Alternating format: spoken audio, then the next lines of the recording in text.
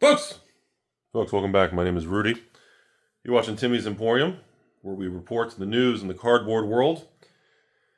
The things that go up, down, bamboozle, and the things that make you all go, there's no way this is happening.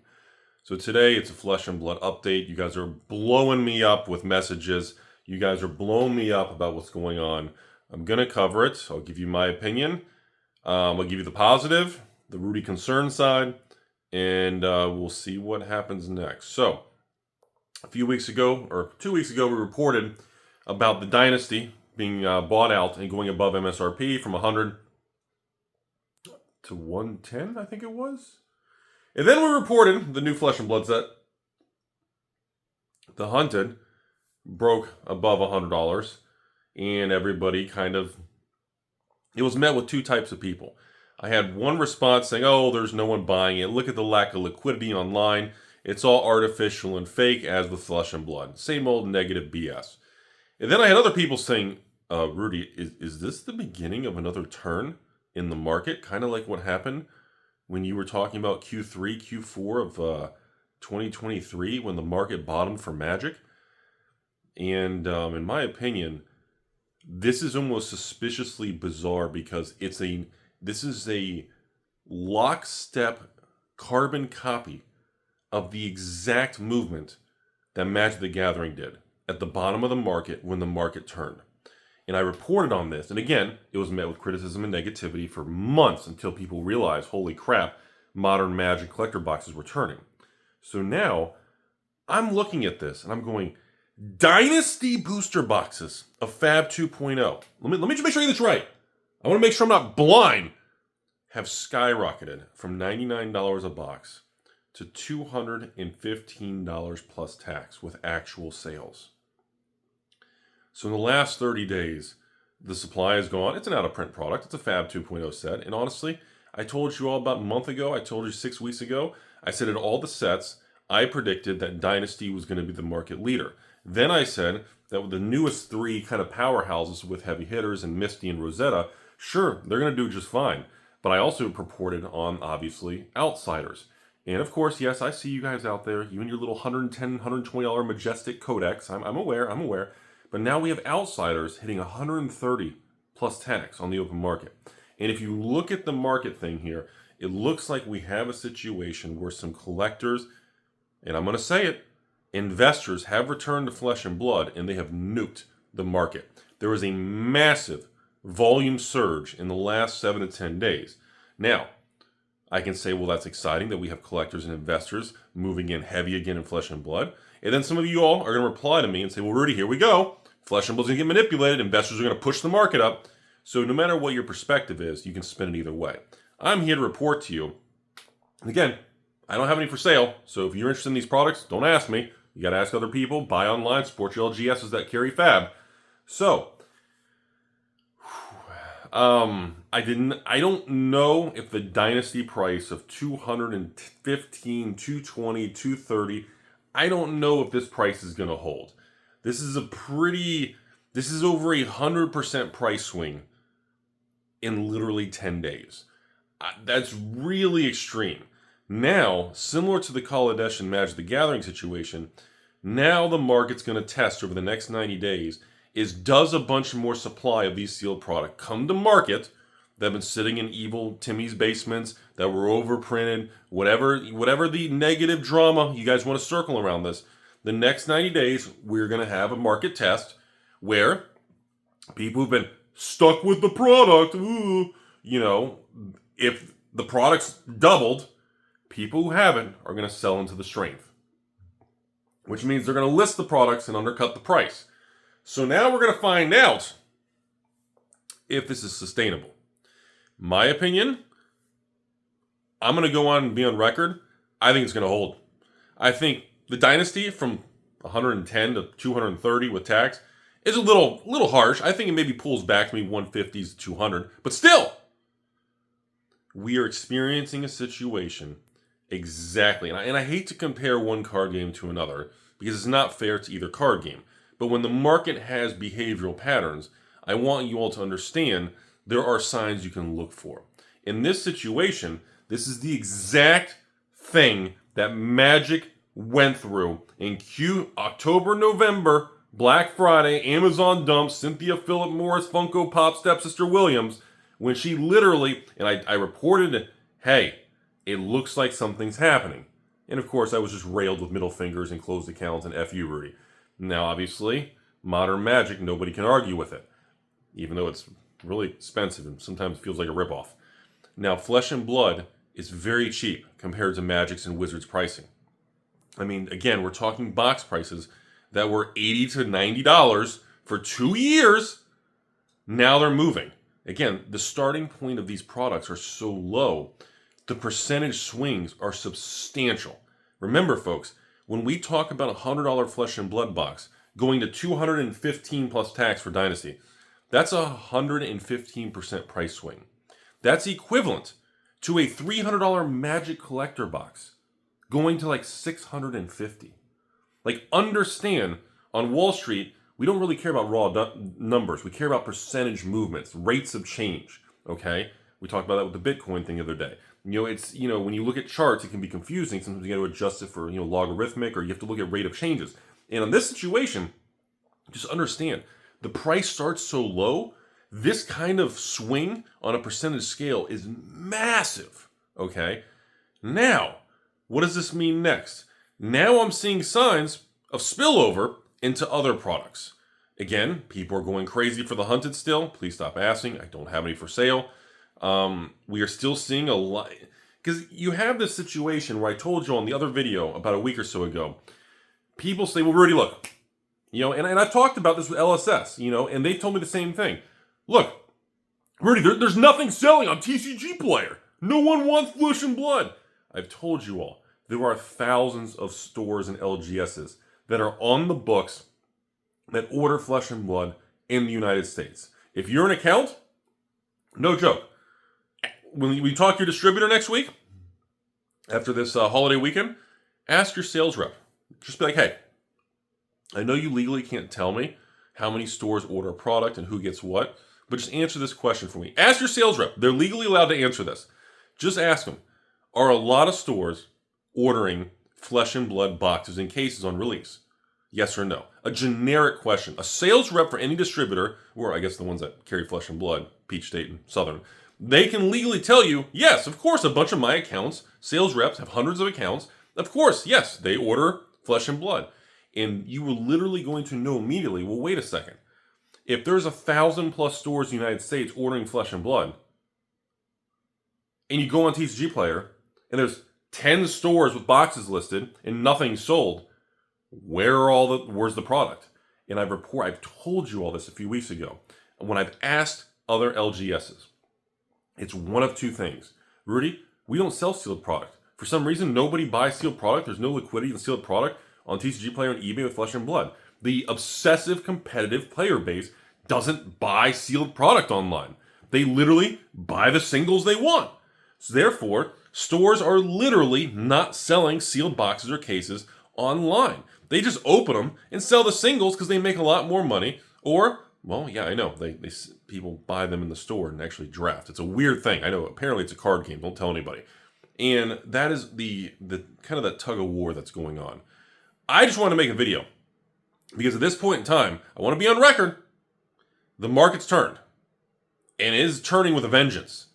And this is exactly what happened 15 months ago with Magic and Modern, when everybody said the end was near. It's all garbage. Collector boxes are garbage. New sets are garbage. And here we are, Flesh and Blood with all these 2.0 sets and all this newer stuff. One data point can be, an outlier. Oh, look, Oh, look, Dynasty skyrocketing. Hey, you got lucky. It's one set, right?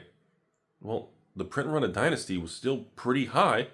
And I'm sorry, to quote people on the internet, and to quote even Timmies like me, well, if you overprint and the print run's too high, the print run Dynasty is not 20, 30, 40,000 boxes. The company discloses it on their website. And look what's happening.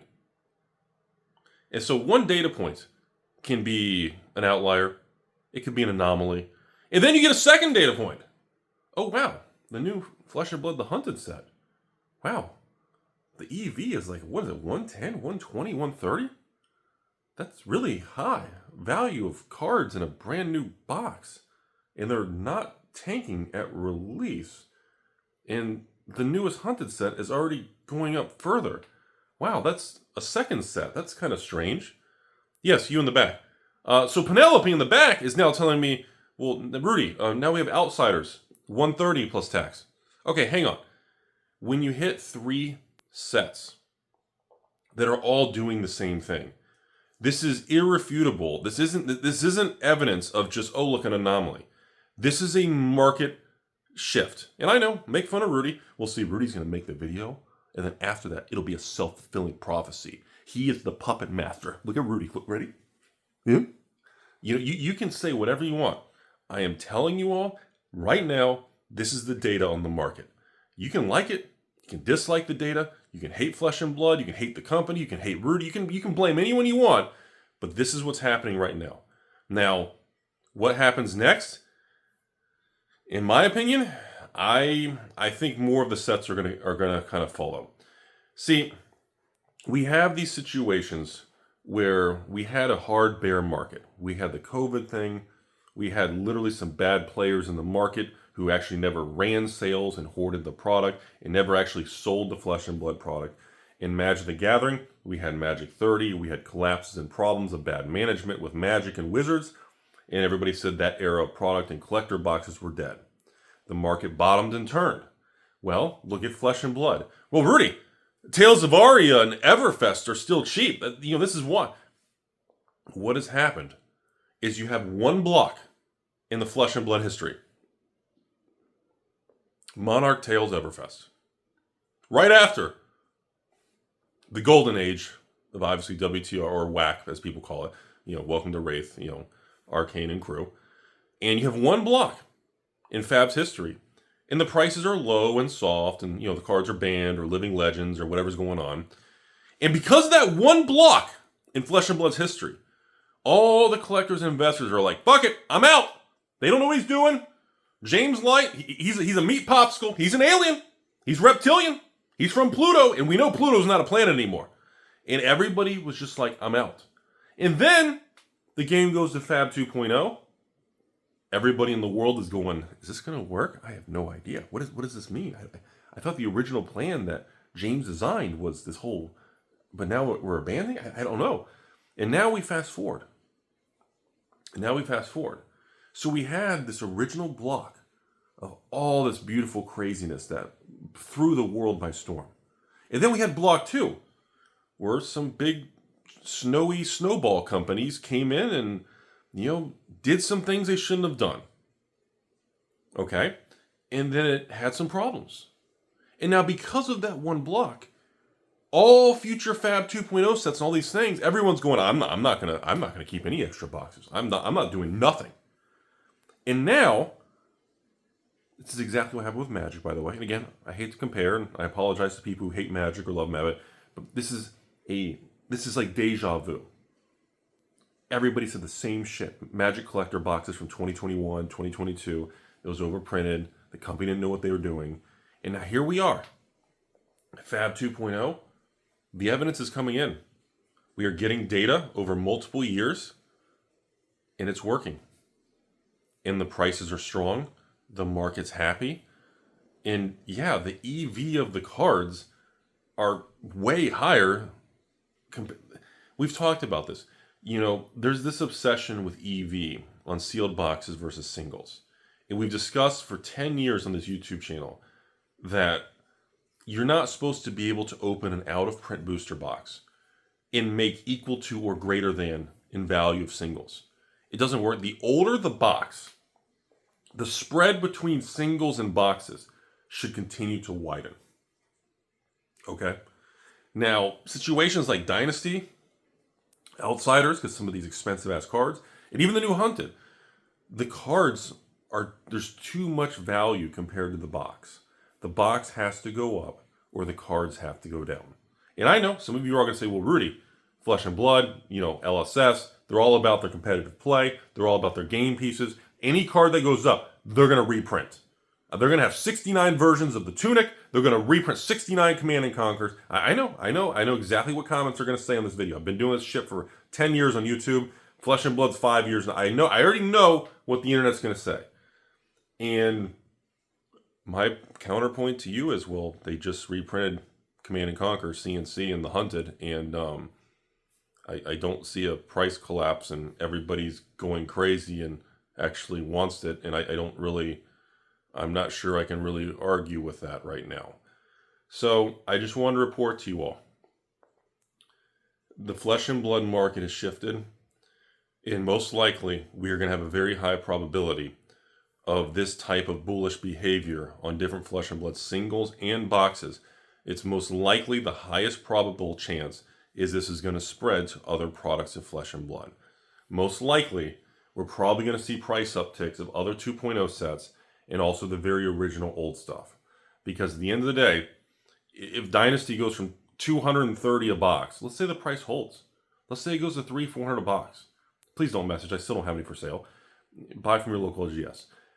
You can't have a box of Dynasty going $300-$400 a box in a box of Crucible First Edition at $350 a box. You can't have a new 2.0 fab set all these things are going to start climbing in value in like the very first Alpha WTR or ARC. You can't. I understand people are going to argue, well, Rudy, that's not true. It depends on the cards and playability. And you're going to start getting some weird variance and some weird distortions in the market. And that's what I think is going to come next. And I believe this is going to cause a lot more people to start paying more detailed attention to Flesh and Blood, because the overall attitude of the internet and social media, my own patrons and people all over the internet, was there's no arguing on the gameplay of Flesh and Blood. There's no arguing on the art and the cards and the quality and how nobody questions any of that. It's second to none. It's fucking gorgeous. The argument has always been about the print runs, the prices, are they overprinting? Why are they reprinting the same thing? And what's going to happen long term? Is the company going to be able to adjust? But if then they adjust print runs lower, they're cutting their own revenue, which is cash flow for the business, and that impacts profitability, sales, the value of the company as a whole, payroll. You have all these things entangled in a spider web, okay? And now, well, if the company's going into a new era, we don't have the COVID, we don't have the bear market, we're going into a new era where everything fires in all cylinders. That's never happened before. This company, ran by James, has always been up against all these worldwide pandemics, delays, shutdowns, there's been barriers and problems, logistics, everything's always been just a hurdle to push through, right? And now finally, the water's calming. The market's turning bullish, and they have clear sailing right into a pirate ship in the summer. Right into, I'm going to be doing crazy puzzle. Actually, I guess it fits pretty good. The Gem Keeper series, season 2, the puzzle piece thing, and getting the treasure. I guess that fits the pirate theme really good. Huh. I wonder if James planned that. It's actually really... Anyways, it's the first time it's ever happened. And the odds are, because we went through a period that nobody believed in collecting or investing in this particular brand because of the history of it, you're laying the framework for extreme price movements. We see these things happen with all kinds of stuff in history. With Magic and all the modern product and Lord of the Rings and collector boxes, we are seeing that when the market isn't prepared, it swings harder and prices become more aggressive, and it gets more, the volatility increases. Why? Because if the theory is correct, if Dynasty goes up, if Outsiders is going up, if the Hunted's going up, if there's not a bunch of people who collected and invested in these products, that means the product's not going to come to market to slow it down. That means it will pick up speed and prices will get even more aggressive. That's what I see happening right now. We're going to know. In the next 30 to 90 days, we're going to know. Because right now, anyone who has cases of Dynasty, you can list them online. In Europe, you've made a ton of free tendies. And we're going to know. And if we don't see much product come to market, that's, oh boy, buckle up, Buttercup. Other than that, thanks for watching. There's your Flesh and Blood update. Coming up in the next few days here, I'm finally returning to box opening videos. I've got a couple box opening videos for the hunted because I've got some scratch and dent, kind of some dented boxes from the bottom of the pallet I'm going to use for box opening that I couldn't use for the sale. And then we're finally going to get back to this discussion because a lot of you guys miss my box opening videos, and it also is a good time where I always talk about the cards and the market. And I'm finally got things stabilized, had to restructure the warehouse, move things around, had to kind of adjust for this new bull market because I didn't have the infrastructure in place. We finally got everything caught up, so we're going to return to more box openings and increasing the videos again. Thanks for your patience. Hope you all are having a beautiful 2025. Have a great year, everybody.